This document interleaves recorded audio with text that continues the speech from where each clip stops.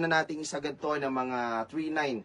Okay, dati po siyang 4.5, 3,900 na lang free shipping fee.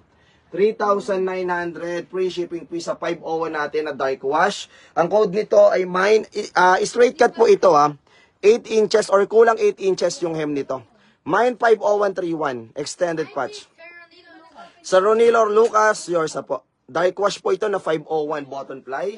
Pakita ko sa inyo yung loob. Napakaganda. Siyempre, pag 501, di botones, isa sa pinaka-mahal na Levi's. Yan ang nangunguna. 501. Sa ibang bansa naman, 511. Lalo na yung mga commuter.